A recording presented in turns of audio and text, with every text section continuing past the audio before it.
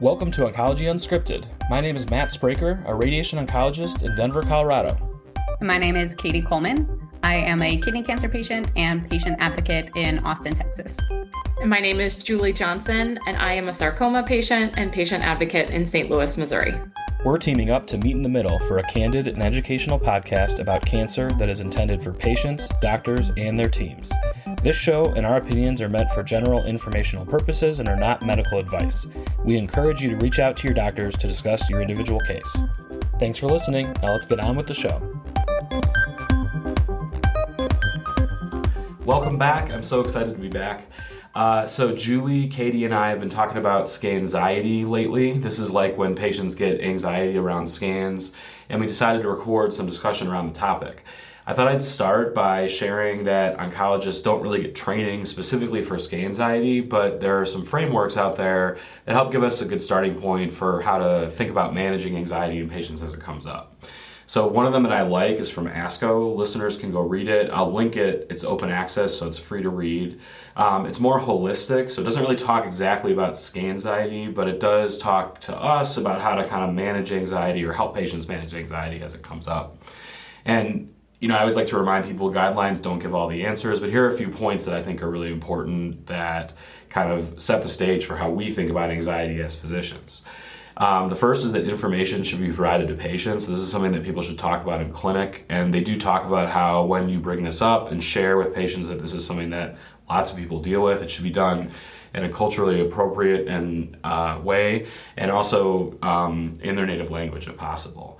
And then it talks about how clinicians should use like a stepped care model. What that means is kind of using the least resource intensive and most effective treatments available.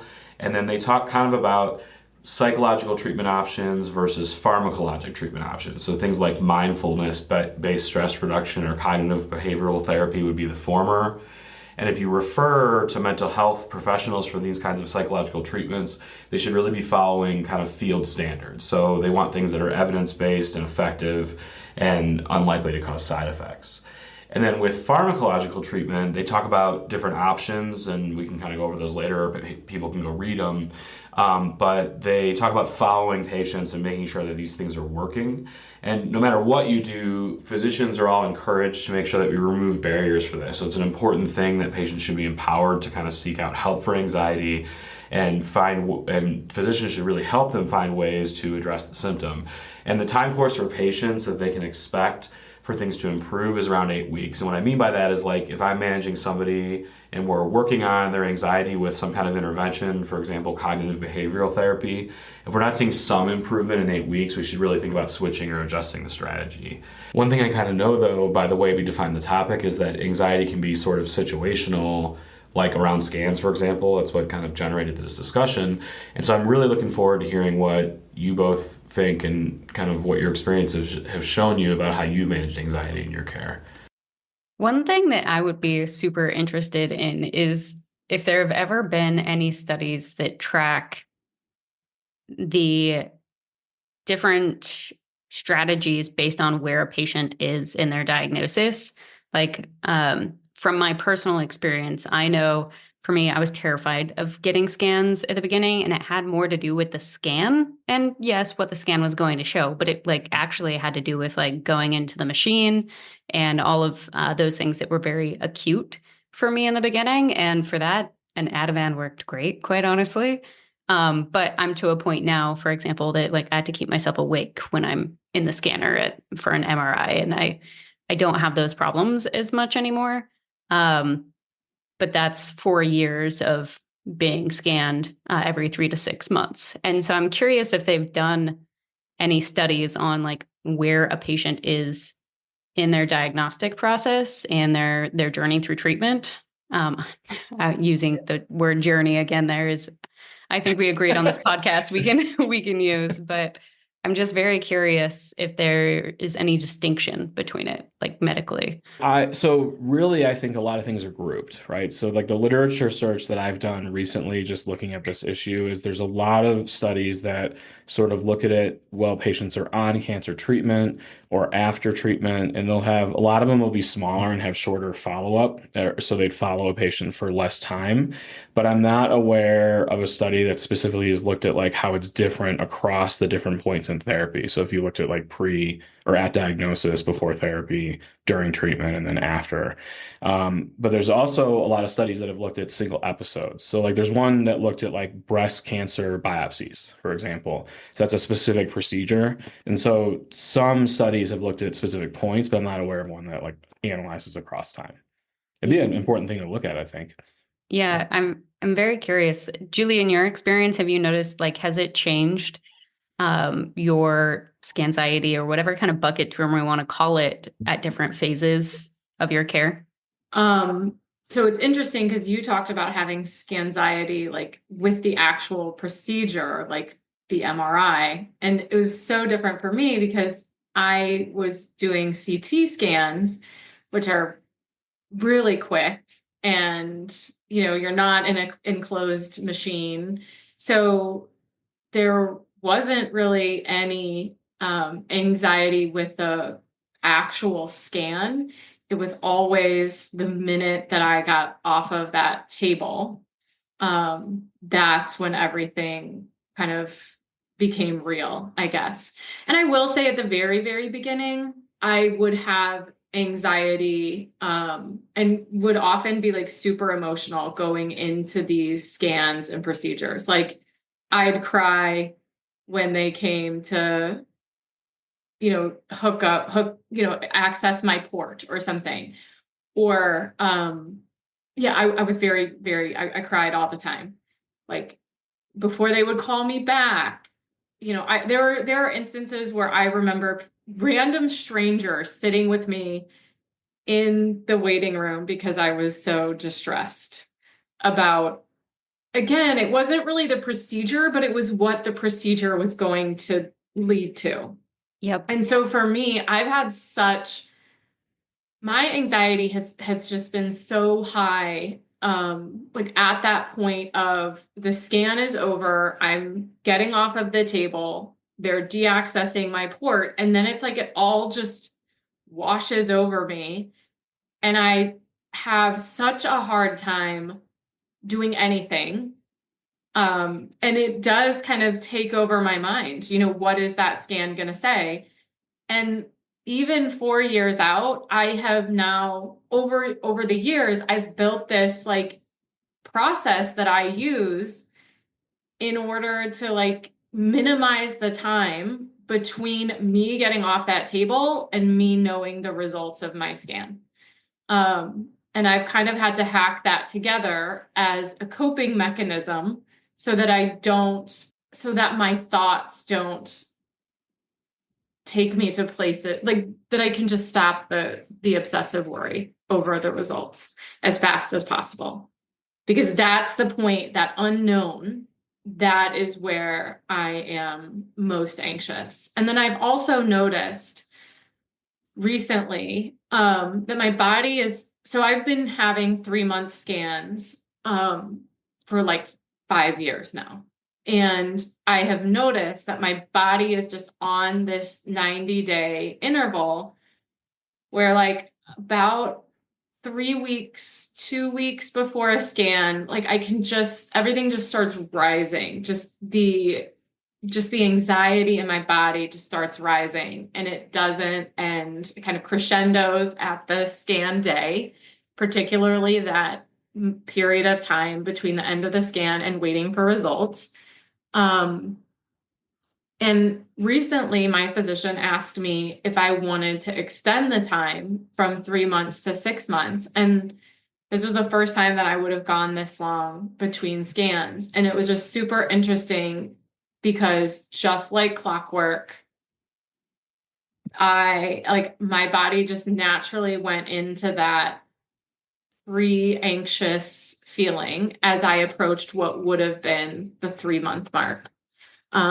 And I just thought that was super interesting that I didn't even have a scan looming, but like my body had just been so conditioned to start that it just kind of started it, even though there was no scan there. I hadn't been thinking about scans, nothing. It was just interesting. Yeah, I found that for me, there's like different and distinct periods of it for me, and they're like different sensations. I also have found as I've pushed out my scans more and more, I have noticed that I get a very similar feeling of like I just start feeling a bit uneasy around the time period when I last had my scans. But it's more of that cognitive load.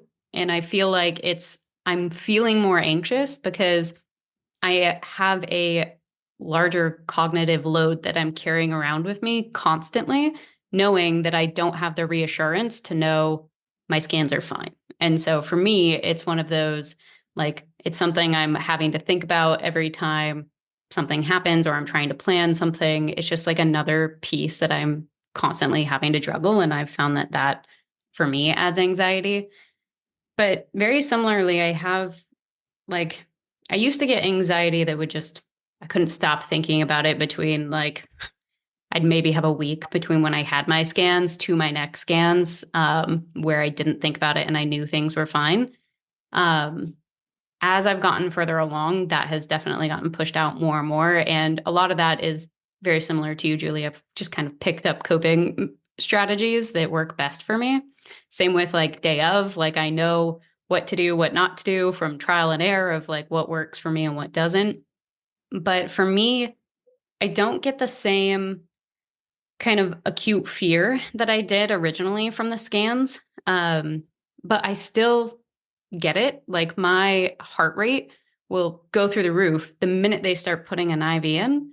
And one, I'm not necessarily fond of needles, but I think it has more to do with exactly what you said. It has a lot less to do with the needle at this point because I can do labs just fine, and more of what it represents that like triggers that like fight or flight in me. And those things are things that like mindfulness has not been able to help me in those really acute moments as much to be able to get through as like finding other mechanisms to like distract me in the time from when I get the scans to after.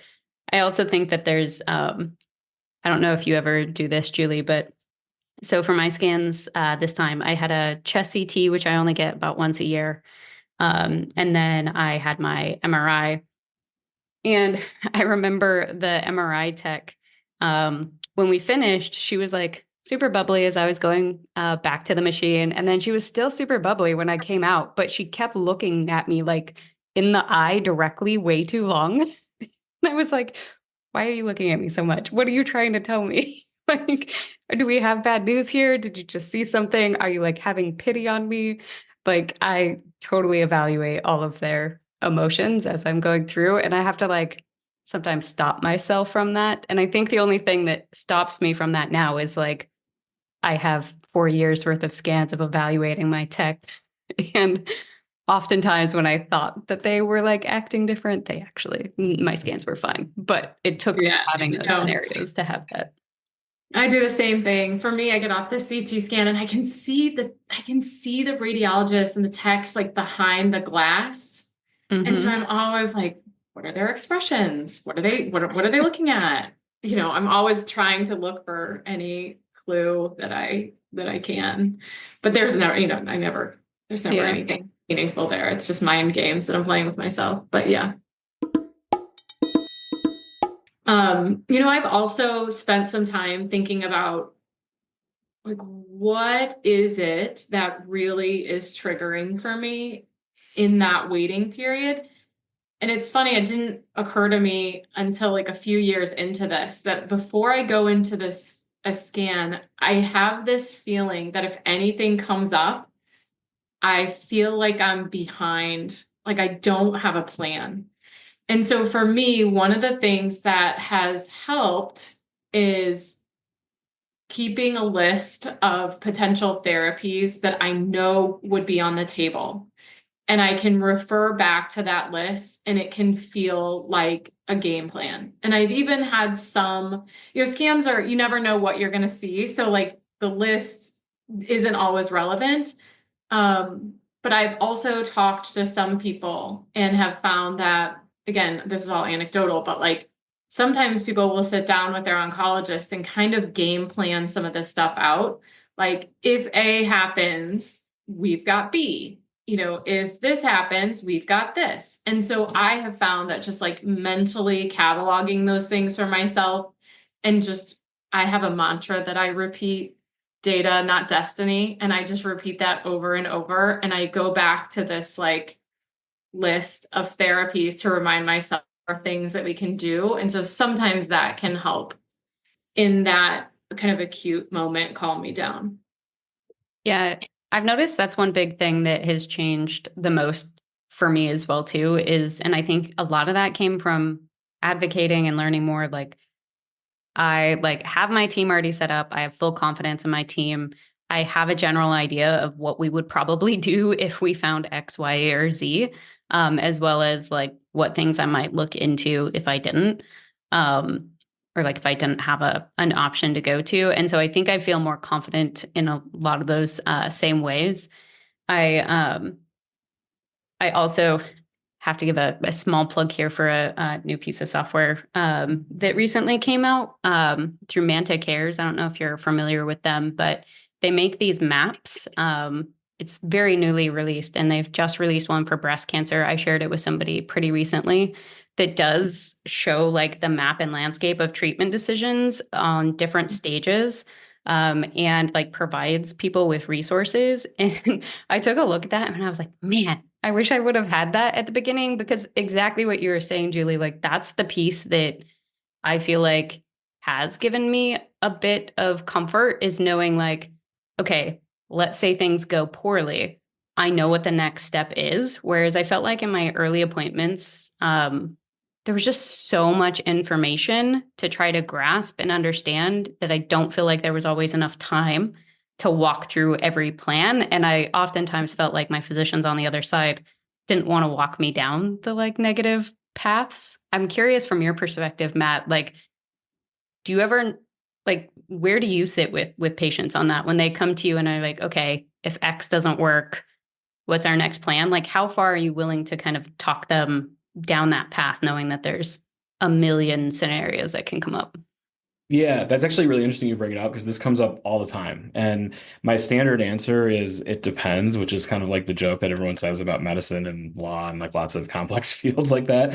It's really because a lot of times mapping out exactly the type of therapy that someone's going to get can be dependent on a lot of factors. And so it's hard to know like upfront before recurrences happen, so to speak. One question I'd have from you, and then I can answer more, my thoughts on that is, did you feel like you learned these, so your future strategies or potential future strategies that are giving comfort to both of you, did you learn that from your oncologist or did you learn that through your, oh, no, you're both shaking. No. No. But I had to learn what that thing was in order to ask about it. And that's kind of where like my part, kind of how I have the comfort that I do now, is that like I know it's very nuanced. The exact answer you gave is actually the answer I've gotten almost every time I ask about that, is like, oh, it's kind of like it's nuanced, which I totally understand as a patient, and especially understanding all of the different options. And I understand the nuance of it. But for me, like I can evaluate which path I'm most likely to fall in between, and then what action we would take for that. And that is comforting for me to like explore that pathway. And those ones I've had to learn just on my own. And I've just learned from just seeing what other options are available. Yeah, and for me, it's not so much that I have a really detailed game plan. It's just that I can show myself that there are tools that would be available to me. Yeah. And I also keep kind of a log of physicians. So as I meet people and they say things to me like, this person said yes to this surgery when everybody else said no, like that name goes on my list. And so then I feel like I have a directory of people that I could potentially start with. So that takes some of the unknown away. And I often wonder like, and it's probably different for lots of patients, but for me, when I finally got to that place of really what's so anxiety provoking in me is not the result, it's what we're going to do because of the results. I do feel like I've been able to dial down the intensity of my anxiety just by having this very roughed out quote plan. I don't even want to call it a plan. It's just, a list of potential therapies, maybe even some trials that sound interesting, some people that I know that I could reach out to immediately that I could feel like would be an extra mind that could help me like assess my options. That just having those resources at my disposal has helped me feel more prepared for the what ifs. You had asked me before about like how I approach that question, right? So if someone is having anxiety and they about like the future, the potential future, and a lot of them will ask what happens if this comes back. And I'm always happy to talk about it. And I'm actually feeling fairly good about my approach after hearing what both of you kind of said, because I do think that what I try to do is, as a radiation oncologist, I sort of explain how radiation might be used in their care going forward, because that's the general question that I do get. And that is complicated. There's lots of different ways, and that's like a rapidly evolving space. And often the way we choose is evidence sort of driven, but there's not like a direct clinical trial for the question that's facing the patient. And so it isn't always clear. And that's why I try to make clear to them that it will vary based on the situation. I'll give examples and things like that. But I also try to sort of meet them where they are. And so I've had patients like you, Julia, where like once they hear there is an option or some option, they don't really ask me further questions about what that might be. And then just because I think that probably, I'm guessing, knowing probably alleviates their anxiety somewhat, and then they are happy to just walk away. And then I also get people that I've actually sent for a second opinion to talk about potential options that might be advanced, like clinical trials or investigational agents. And those people may take it really far and may never use the info if I think we all hope for that, but then they have that, and that maybe it takes that level to alleviate their anxiety. And there's people like all in between. So I try to sort of face it that way. Probably something I could do better is, I think, checking in going forward in the future. Because another thing that really stuck out about both of your stories is that you were both anxious at slightly different times and about different things. And I think that's why they give these general recommendations for things like cognitive behavioral therapy or mindfulness, because they are flexible enough to like try to address what, I think what people need. What's interesting though is you both sort of kind of got to saying that you used a different like sort of conglomeration of different methods, and a lot of those were outside the cancer center. And because I do find it very challenging to connect people with these resources. Patients with cancer may not have a day a week to do therapy, or multiple hours a week if they're working, things like that. So it is a challenge for sure. It's good to recognize that, I think. I think for me, it wasn't so much that like the resources, like that they weren't good resources. Like I actually really appreciate being connected. And I like for me, it kind of just ended up a lot more kind of just talk therapy. But for me, I think I thought going into those sessions, I would have some type of like, there would be some like secret sauce that doesn't exist somewhere else. They understand like how to intervene in different ways than I could find elsewhere.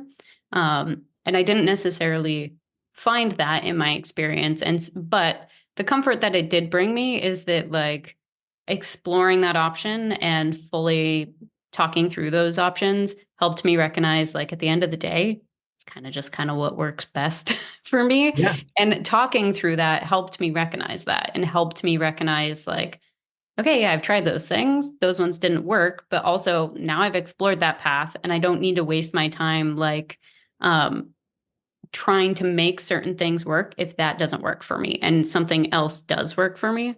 I think it was still helpful to go through that practice. I think I just thought like you go to the cancer center for cancer treatment, right? And there's drugs that you cannot get anywhere else that are Right. going to cure your cancer.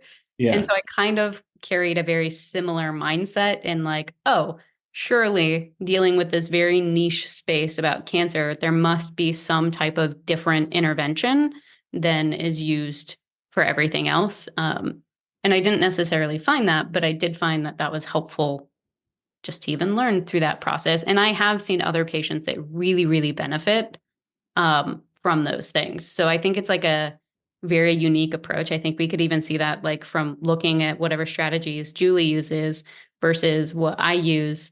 I'm sure they're very, very different from each other. And so I do think the resources that exist at cancer centers are super, super important for patients because they can help direct patients in the realm that like what's going to work for them kind of thing. That's also such a great point that I just want to say real quick. Like you sort of noticed how like the drugs that we use to treat cancer, those are like in the intervention, surgeries, radiation, those are serious therapies that have a lot of side effects associated with them. And so I think as a physician, I want a higher level of evidence, and we have really good randomized controlled trials to answer a lot of these common questions. Just great data. The stuff for treating anxiety that even the ASCO guideline talks about, that's very mainstream, the data is just not even close to the same. There's a lot less in the way of trials. There's very few that have compared the different therapies. And so one of the great values that I think you're pointing out is that these cancer centers, if they can offer therapists, social workers, and people that are trained in this stuff, or at least know how to connect you to someone that's trained in this stuff, that's like super helpful. Giving the information to the patients and their families as this comes up. So one of the things that I did, and I'm kind of recognizing the nuance now, just as we talk through it a little bit more deeply, but like we've talked about scanxiety, which, is a kind of a moment in time that recurs on some scheduled cadence. And then, for me, like I also had a period of intense, more generalized anxiety when I had my metastatic diagnosis. Probably also my original diagnosis, but it was like a whirlwind. And at that time, people were telling me like, oh, your odds are, your prognosis is really good. And so I always had that to hang on to. And then when I had my metastatic diagnosis, like nobody was telling me anything remotely close to that. So I felt like, I had just such generalized anxiety all the time, like just high level because of that diagnosis and the prognosis that rode with it. And so I did do a lot of, so at my cancer center, I saw a therapist, and then I also did group therapy sessions. And I will say, I'm not sure I got a ton out of the group therapy sessions other than meeting and other people and knowing I wasn't, quote, alone. But I actually did get a lot out of the individual sessions that I had with my therapist. And I have this folder here of like my cancer mental health folder. And I have all these papers here that are like books and articles that we would read through week after week. And I remember like I think we went through almost 20 different strategies on different ways that we could cope with this. And some of them just didn't land with me at all. But there was one that even as I flip through these pages, I probably have 20, like this is a framework, you probably can't see it, but walking you through how to reframe a negative thought. And I like just flipping through this, I probably have 20 different sheets filled out. And I remember I used to carry these around with me in my purse or in the car and just kind of walk through them. And I do feel like it was super helpful for me to learn how to reframe negative, unhelpful thoughts and kind of put these things into perspective and take something that was a super intense, very negative thought, and then evaluate that thought against the evidence and facts that exist. And then like that took a little bit, that idea of evaluating your negative thought against the facts that you have to support or refute it really helped me get to like a revised thought that often wasn't nearly as negative and was something that I could actually that I had the capacity to handle. I had the capacity to handle that level of thought at the time. So for me, some of these that one particular exercise was so incredibly helpful. That's Um, cognitive behavioral therapy, by the way. yeah, So like if people go read this guideline, I think it would be good like for people to just look at it because I think it's what they could expect their doctor to be doing to kind of manage these issues. And cognitive behavioral therapy is one of the most like has some of the best evidence for addressing yeah, anxiety, but like it's such a huge, broad practice that like yes. if it's the one, but I think that like you said, Katie, you have to see these things and find the things Yeah. that are the tools that are going to help people succeed and to beat the symptom. Yeah. And the tool that's going to help me could be different than the tool that would help you or the tool that would help Katie. Like these columns here was, this therapy, like that one was the one that I just latched onto and did over and over and over again. But like I said, we probably went through 20 different types of, ways that I could approach this. And there were probably a few that I thought were really helpful for managing just that kind of general anxiety that I was feeling at the time. So, like, I actually really loved my therapist at my cancer center, like, as a person and like the conversations we were having. But I think part of the reason why I felt like I didn't get as much out of it that I think I probably would have gotten a lot out of it if I was in Julie's situation is like by the time I had gone to therapy, I was already doing those things on my own. I'd Yeah. like stumbled across all of those just on my own at some point. So like those were just like things that I already naturally do. And so for me, I was at this point of like, I've applied all of these other things. But for me personally, the thing that I couldn't get past that I kept going to, which kind of relates to scanxiety in many ways, because it's as Julie said earlier, it's the representation of what happens after the scans is what causes the anxiety. Um, Last year at about this time, like I was having a really, really, really hard time emotionally. And it was because I have gone far enough outside of treatment that like I'm kind of expected to get back to normal life. And I had been started even having the conversations in my appointments of like, what do you want your scan schedule to be? And it's like a question back to me versus like a here's your what your scan schedule is going to be. And I hit this point of where I was like, okay, I had gone from like thinking I wouldn't be alive right now to now what do I do like about my 401k? I thought about going back to school and like even thought about like going into research and all of these things that took really long-term planning that now I was really struggling with. And those were things that like why I personally decided to pursue kind of more of the therapy route to help me get past what I thought was scanxiety, because it was like the scans are the representation of what's stopping me from moving on with my plans or whatever life is.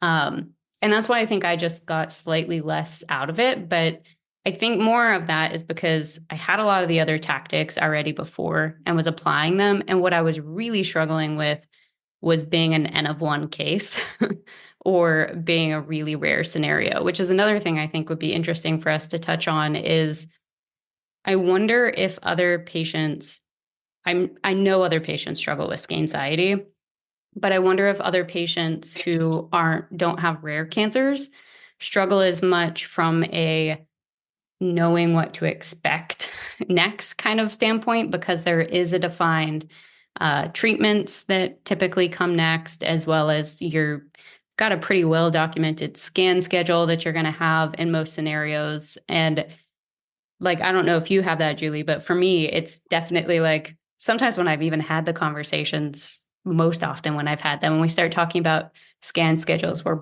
like all shrugging our shoulders and like, I don't know, what are you comfortable with? I don't know, what are you comfortable with? And so Yeah. I appreciate being a part of that conversation. I actually have, so last year I was offered to go annually and I wasn't ready to step up to that. So I originally talked about 9 months, and then we found a few areas that I thought might possibly have been new spots. So I came back to 7 months instead. And now I'm at 9 months for my next ones. But I've found that even having that conversation, I'm extremely grateful to have it.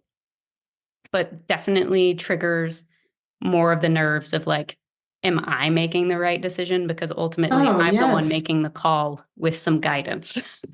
Yes. Yes. And I I don't think you have a tumor marker either. Do you No, have not at yeah. all. And so that's the other thing that I feel like, I feel like I could get comfortable with stretching my scan interval if I had something in the interim to look at as, a marker, but I have nothing. And so I definitely can relate to everything you just talked about. Like I literally, so this is like, can't believe I'm even sharing this, but like I have a dentist appointment to like fill a cavity. And it's like I haven't had a cavity filled since I've had my cancer diagnosis. And I don't take any medications, no over counter, anything. Like I really don't take anything unless I'm having a surgery. Because I like to operate under the realm of like, I'm not messing with a good thing unless there's a reason to mess with a good thing. And all of a sudden, like I started evaluating in my head without even thinking of it. I was like, I just had my scans. I don't have my next scans for 9 months. What if I need XYZ medication or I get some infection or like something happens from this like dental thing? And then now I have this whole other period where I'm like, did I influence something badly? And now I have to wait to see what the results of that are 9 months from now. And so even if I don't choose to take a different action, that was still a cognitive load that like I'm evaluating now. And like, even if it seems ridiculous, everything I do in the time period from when I had my last scans starts getting evaluated under the realm of Mhm. would this cause a difference? And some things I might delay doing until I'm within a certain time period that I know, like, okay, if this did cause a bad effect, why don't I start it like 3 months out from when my next scans are instead of 9 months out from when my next scans are? Yeah. I don't know if that makes any sense or if you do something similar at all. Yeah. Yes. Always calculating. I mean, Mm-hmm. everything is a calculation. That's something Yes. this is super common, by the way. I think that my guess is that probably most patients are sort of like living their life in the interval of their scans, so to speak. I'm not sure that they all tell me about it, but like I get the sense that pretty much everyone does that. I actually had a conversation recently with a family where the caregiver was telling me about how they live their life in interval based on their partner's cancer, but a different interval than the actual patient did. Like the patient was living scan to scan, whereas this person was living kind of therapy phase to therapy phase. And so it's just, I think everyone, it goes back to how this is so complex. Like I think there's so many ways that it varies from patient to patient. It's probably also worth patients knowing that like scan interval is pretty squishy. You probably got that sense, I'm guessing, from your doctors. Yeah. Yeah, I, like yeah. And so then, I mean, even with calculating, I also, because I know it's squishy, I also am thinking, like, this is how I think about my scan intervals. I think of, okay, when do we celebrate big holidays and birthdays? Yep. And I want to make sure to avoid those. I have 4 kids, so like I'm like I don't want to do any scans if I can avoid it during like somebody's birthday month because I don't want to like have some memory attached to like cancer and like their birthday or something. And so like I always am thinking through how to think about my scan intervals to make sure that I'm distancing these scans enough from like major moments that I'm trying not to disrupt too many things and people in the lives of people around me. yeah, I tell my patients that like they should not stick to schedules that mess with important days because days rarely matters. We certainly don't have a scientific basis to make the argument that days matters in almost every type of cancer situation. But uh, um, so I try to have them like move things around, Yeah. if it interferes with important life events or vacations or things like that. But it really is situation based. So I tell people that they have to make sure to check with everyone on their team and that kind of a thing. I have noticed that I will also think about my scans based on the time of year it is. And like if I need an intervention, I've timed out in my head, like, here's how long it would take me to get on track for that intervention. You might have a new rotation of staff that's coming in during that period of time. And do I want the more experienced person doing this, or do I want somebody else doing this? Like, it's ridiculous that I've gotten down to that level of nuance, but I do start thinking about like, I don't want like the sequence of what might come after whatever scan comes back. I'm curious, Matt, how often you have conversations with patients about the frequency, like not a difference of like a week or two, but months. A lot, actually. Yeah, that comes up very frequently. Sometimes at points where you're changing frequency, like we both have talked about, where you're making them longer as you get further away from treatment. But I've also had people that ask me, like, a very common question is many cancers we might scan every 3 months after therapy for the first year at least. And they've asked me, well, can we scan every 4 months? And then we have a discussion about how scientifically that question is not answered. Like, there's never been a trial of 3 versus 4 month scans to ask if it's different.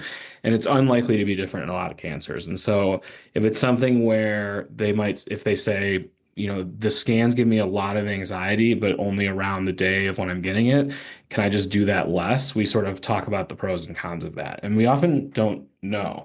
Even in guideline panels and like NCCN we've talked about before, they give ranges as well. So I think they do that so that the doctors can be flexible with their patients. And so I'd always encourage people to talk to their doctors and kind of ask those questions because it's definitely a very reasonable question to ask. Yeah, I found one thing that I don't know why this came to me more this last year, or I understood it a little bit more this last year than I did previous, especially like if I had never gotten into the space, I don't know if I would have ever seen it, but I think in seeing how like a lot of just clinicians in general talk about their patients who are doing well, like I heard a conversation of somebody like, oh, they like canceled for their hair appointment. I can't remember if we've talked about that on here at some point or something, but like that they were like genuinely thrilled that like that meant their patient was doing well enough and that they were living their life well enough that like they needed to move their day so that they could have a like hair appointment. And that was like a win. It was thought of as like a good thing. Yeah. Whereas as a patient going through the system, I feel like I was so worried about being on a burden upon anybody that I would move anything in my schedule and be as accommodating as I possibly could, which a lot of times was decreasing my quality of life around certain things because I was so worried about like, oh, well, like I know doctors have very limited time and like I need to like get in this specific window where I can get my scans and I don't want to inconvenience anybody. But like at the end of the day, me doing that or all the things that led up to that was really me living my life less, which like as a patient, I mean, obviously I'm in a really good place now, but especially before when we didn't think I had a great prognosis, it actually makes me really sad to think back on some of those moments and realize how much of my life I wasted juggling the medical system versus living. And I wish I would have taken a little bit more time at the beginning to consider quality of life as far as like planning things out, like not rearranging vacations because I needed a scan on a specific day or not delaying seeing family because it wasn't going to work with my scan schedule. Like I should have just bumped things a week and made room for that in my life versus letting it control my life. That's such a great point, I think, for patients because clinics don't view it that way. So for the situation when you're on a surveillance scan schedule, like those are booked so far out for most patients, even if it's a 2 month scan, which would be a pretty quick one, but sometimes that does help. So we might order something like that. That's booked far enough in advance that if you're talking about a vacation is already planned, can I just do it one more week earlier or 1 week later? That's a very reasonable thing to ask. And so I do think there's a balance, but all the things you listed are things that I would encourage patients to try to have the medical system work around them a little bit. Because it's getting harder and harder to navigate the system. And I think I would always want to make sure patients have my permission to like try to ask those questions and see if they can work things around their schedule. It is a balance. I think you don't want to I think as long as patients make it a priority, their medical care when it's in the right time, then I think that they're good to ask any questions or move things around. Yeah, the hair appointment was probably a bad example of that because hair appointments usually make them much sooner. So I can imagine like anything that you need, the things that I have recognized, as long as you're scheduling like a month out in advance, that's when you've got more leeway to like move things around. When I But I've try, had patients tell me they have hair appointments where like it takes them 3 months to get this person. And I'm like, don't lose your hair appointment because we can always move the scan. So I really do think it's like on a, all right, yeah. patient by patient basis. And so we want them to have that quality of life and go to that event. The one other thing that I thought might be helpful for us to touch on is, Julie, I don't know if it'd be helpful for us each to share. I think we have on a previous episode, but I don't know if we've done one specifically on scanxiety and like the scan frequencies. But maybe if we each share things that have helped us the most with coping with scanxiety. I do think that we have talked about this at a previous time, and I'm curious if yours or mine has changed. The biggest things that have changed for me when it comes to scanxiety is I don't get the same kind of acute nerves as I do sitting in the scanner as I used to. And I think that for me, how that evolved over time was just doing it over and over again, to where I got used to it. Now I like actively try not to fall asleep so I don't get yelled at for not following the breathing instructions every time I'm in an MRI. So that has kind of helped me over time. But then for me personally, I used to go from, I would look at my results the second I could. And I have found the further I get out, which is probably kind of odd because my physicians at this point know how in depth I look at my stuff. I look at everything way less than I did in the beginning. And I don't know if that's partially because like I'm so nervous of things changing that like I just don't even want to like get down in that headspace. And so I delay it as long as possible now. I made the mistake this last scan thinking like, okay, they're just labs. I can look at them. Like they popped up on my phone within like 10 minutes of me getting labs. And so like it's like they're labs. I'll open it real quick. And my heart instantly took off. Like it didn't matter like what they were, my labs were fine, but my heart rate just like went through the roof. And then I was sitting there and I was like, I had some reassurance because I was like, okay, if anything was like growing wildly, my liver enzymes might be a little wacky and they're like the best they've ever been. So I was like, somewhat reassuring, but my liver enzymes were also perfect when I had like 15 tumors in my liver. So the Hard thing to it track. really just, what was that? That's a hard thing to track.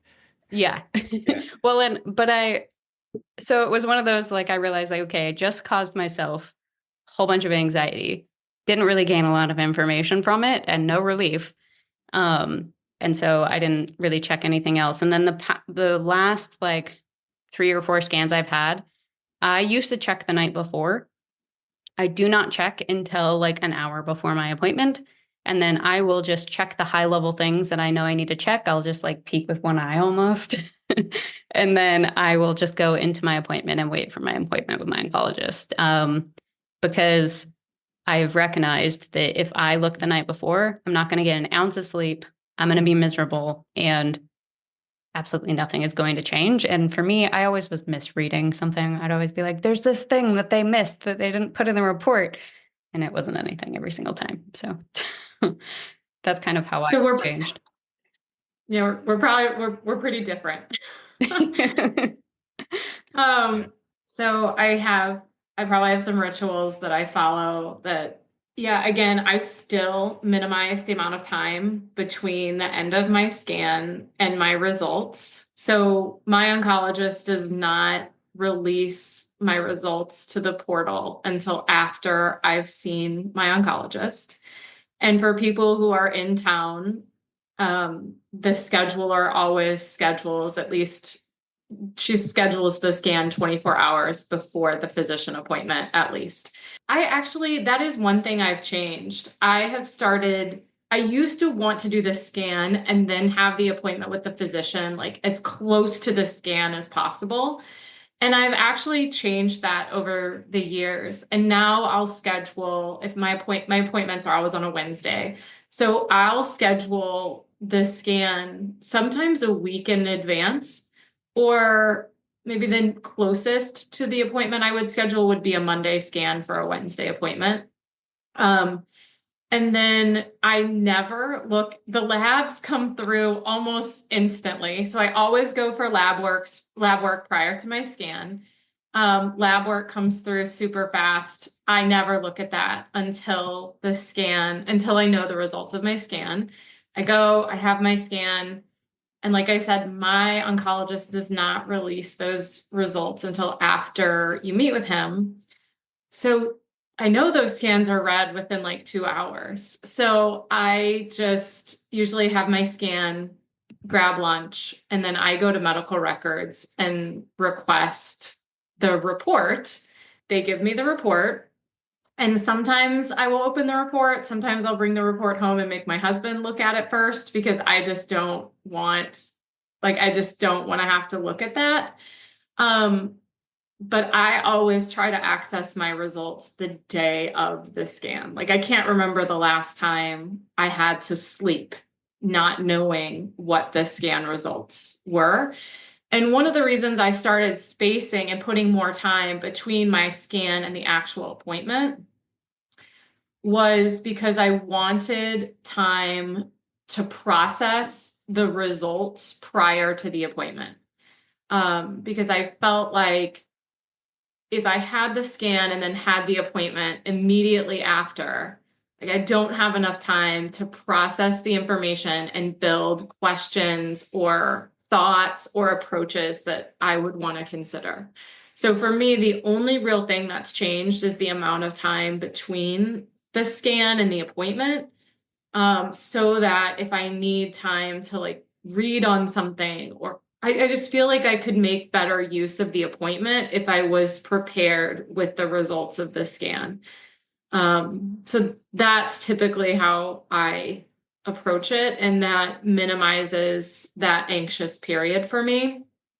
And certainly there would be anxiety if there was something on the scan that wasn't what I was hoping for, but I also think even having the information and being able to start actioning off of something, there's just so much anxiety around that unknown period for me. So I just always try to minimize that and try to maximize the amount of time that I have to process and prepare for the appointment where we might be outlining next steps. Yeah.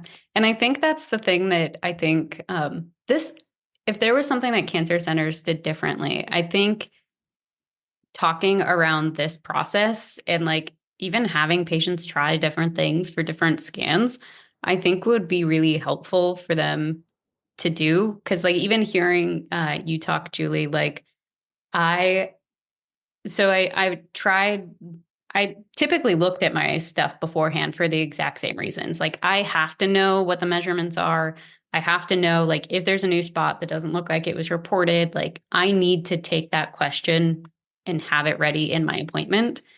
But the thing that's changed for me was that I recognized I do not think as clearly when I'm under panic from bad news. And so from me, I actually don't look, but I still, I have gone as far as like thought of the exact thing that I think I would say if I got bad news. I've like rehearsed myself for bad news of like, okay, if you get bad news, this is how you're going to process it so that like my brain already knows I can try that. And then I've got the next steps that I'm going to go down. And so for me, it's almost like, okay, I already have this plan, what I need to ask if the thing comes back as whatever bad scenario it is. And I've got that documented so that like I'm not panicking through that process. Because when I found out my results beforehand, I noticed like I couldn't evaluate things objectively because I was in so much panic over the results. Like I was so narrow focused. Yeah. But I think it's just really interesting hearing how we like each approach the scenario differently. And that is something that I think, like when we talk about using more non-pharmacokinetic, is that what you said? Pharmaceutical? Pharmacologic. Pharmacologic. I'm making up I like like 7 different things here. Pharmacokinetic. Right. Wait, so I think just to clarify, do you think it would be helpful if we provided, I don't make decisions for my cancer center, but like my own practice, for example, if we provided like more of a framework to approach. I feel like it would be nice, like just because I think for me, like, and maybe this is again because I'm somebody that's like very, very logical, and so my brain just like has to function within rules or examples or boundaries. It just really struggles to get outside of that.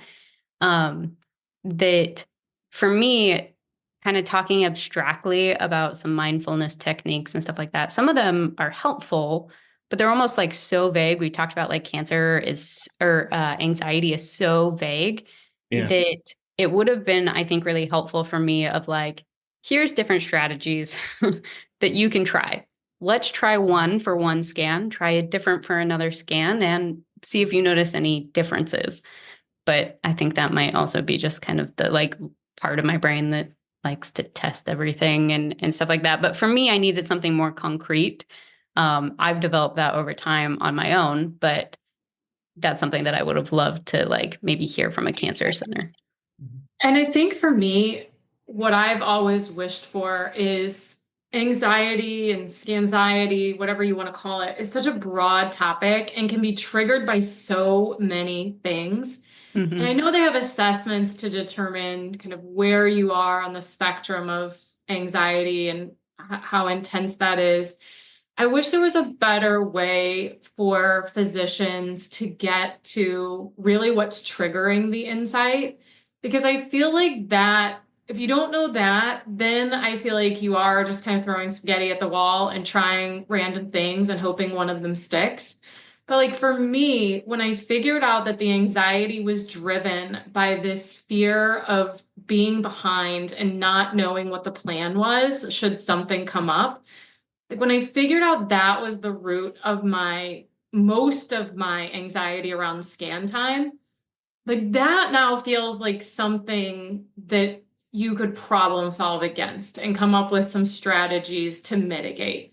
Or if you knew that really what evokes the most anxiety for a patient is the actual act of being in the scanner, like that's another thing. Okay, well, now you've taken your toolbox from like 100 tools to maybe 5, 10, whatever. I'm making this up, but all of a sudden narrowed you've narrowed the field so much that you can get actionable into like real strategies and solutions that could help that person. So I think there's definitely an opportunity for kind of more work and dialogue to help uncover what's at the root of the anxiety first and then get into some of the solutions. And I'm sure that's what, a lot of the cancer center support systems are trained to do, is help pinpoint exactly what is driving the. Wish that there was more of that from my physician, because I probably could have gotten to this solution a little bit faster if there would have been. Yeah, ideally, you have like the whole team that's on the same page and framing this the same way for the patient.